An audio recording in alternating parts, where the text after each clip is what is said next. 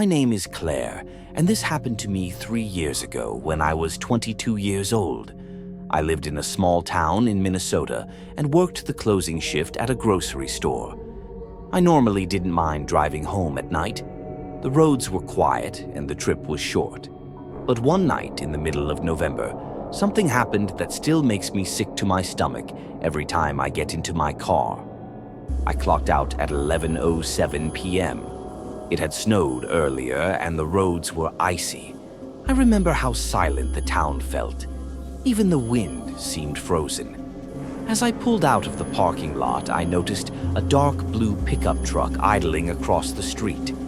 Not moving, just sitting there. Its headlights were off, but I could see a faint glow inside the cabin, like someone watching their phone. I didn't think much of it until I made a right turn, and the truck rolled out slowly behind me. At first, I tried to brush it off. People drove the same direction as me all the time, but every turn I made, it made two. Left, right, another right, even down a small residential street that nobody ever used except locals. That's when my stomach dropped.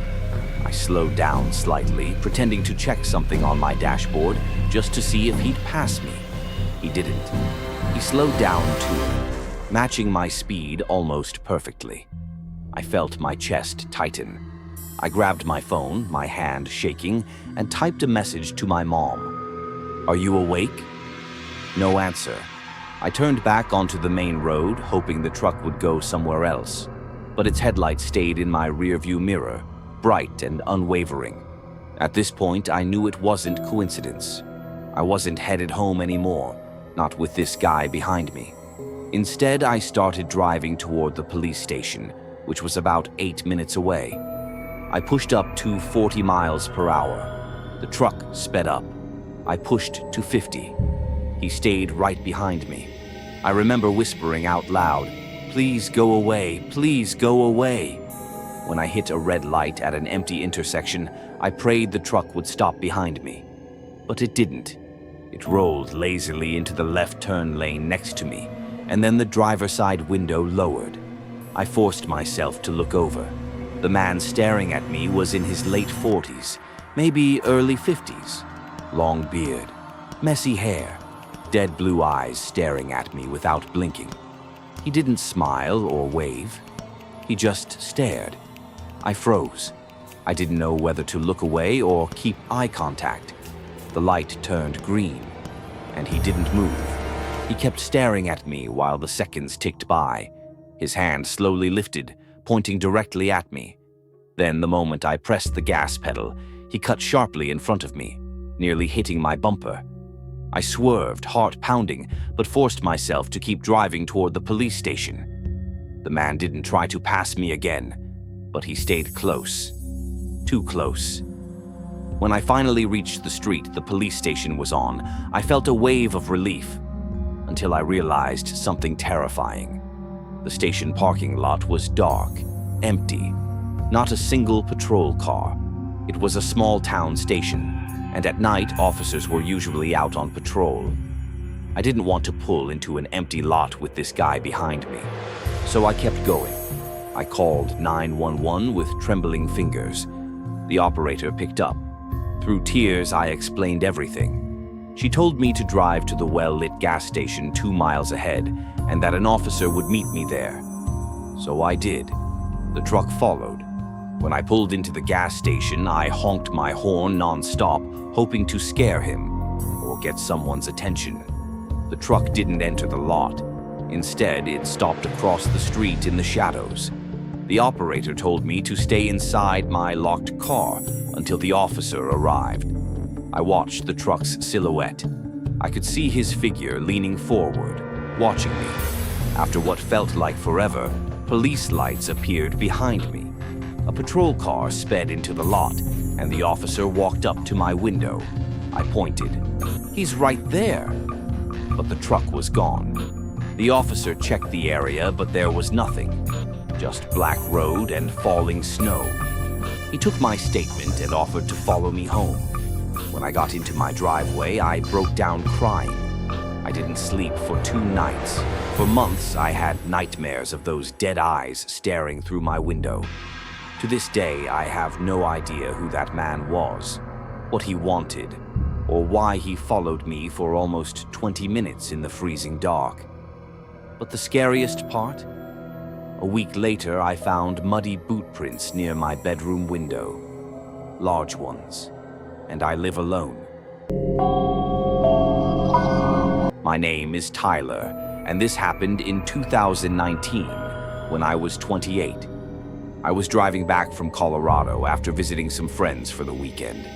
The trip normally took around 5 hours, but halfway through, a storm rolled in, one of the worst I've ever seen. Sheets of rain hammered my windshield. Trees swayed violently on both sides of the road. I could barely see 10 feet in front of me. Around 1 a.m., after hours of tense driving, I approached a small bridge that cut through a rural area. There were no street lights, no houses, nothing but woods. As I started driving under the bridge, my headlights caught movement. A person standing under the bridge. I hit my brakes, skidding slightly on the wet pavement, and squinted through the rain. It was a woman, barefoot, soaking wet. Her long hair stuck to her face and neck. She stood perfectly still, staring at the ground, not waving for help, not trying to flag me down, just standing there. Something about it felt wrong. I rolled my window down a crack. "Ma'am, are you okay?" No response. She didn't even look at me. I checked my phone. No service. Great. I reluctantly stepped out of my car, keeping my distance. "Do you need help?" Still nothing. That's when I noticed something chilling. Her clothes weren't just wet from the rain. They were drenched in mud, like she had crawled out of a riverbank. I took one step closer. "Ma'am!" She snapped her head up so violently I flinched. Her eyes were wide open, pupils large, like she'd been crying for hours. She stared straight at me and whispered, "Don't let him get me again." I felt a chill shoot through my body. "Who? What happened to you?" Before she could answer, I heard something, heavy, rapid footsteps from behind me. I spun around but saw nothing. When I turned back to the woman, she was running. Not toward me, not away, but straight into the woods, full speed. I yelled for her to stop, but she vanished into the darkness within seconds.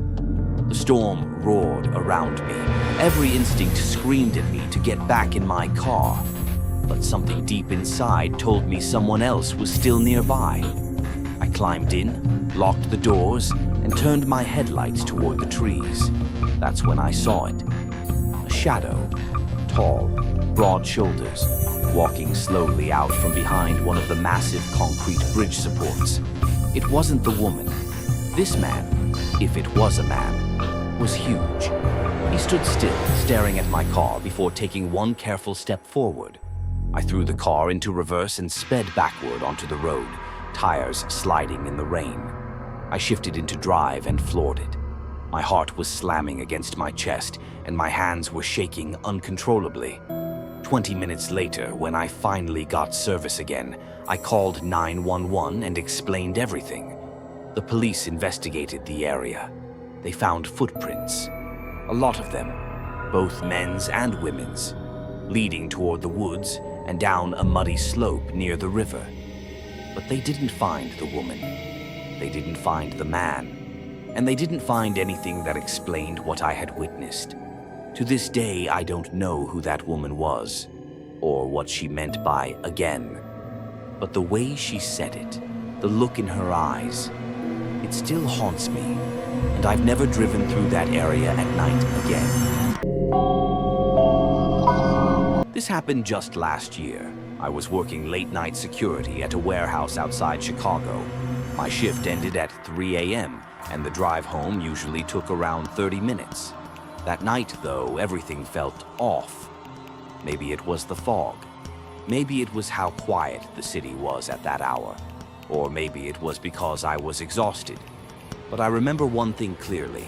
I got into my car, turned the heater on, and started driving. completely unaware that something was already inside with me. About 10 minutes in, I began feeling uneasy, like I wasn't alone. I kept checking my mirrors, but seeing nothing. The fog on the road was thick and unnatural, almost swirling under the streetlights.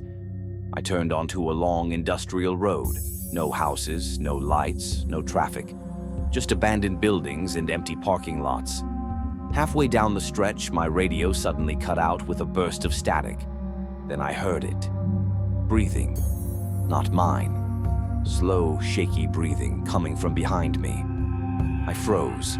My rearview mirror showed only darkness. I couldn't see the back seat clearly. I whispered to myself, "It's just the air vents. It's just the air vents." Then something shifted. A soft thump, like a shoe gently hitting the floorboard. My entire body went cold.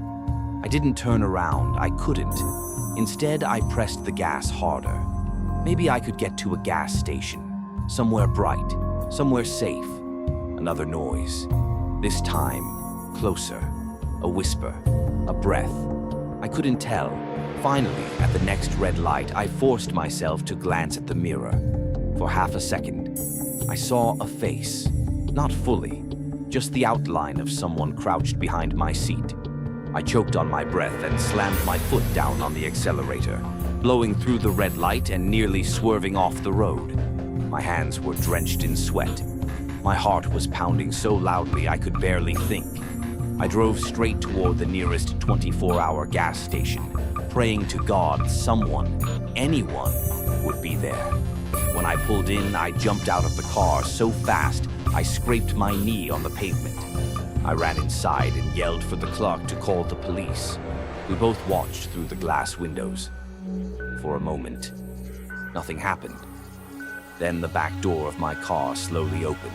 A man stepped out, tall, thin, dirty clothes, hair sticking in all directions. He looked around, confused, like an animal trying to get its bearings. Then he ran, full speed, disappearing into the fog at the edge of the parking lot. Police arrived minutes later.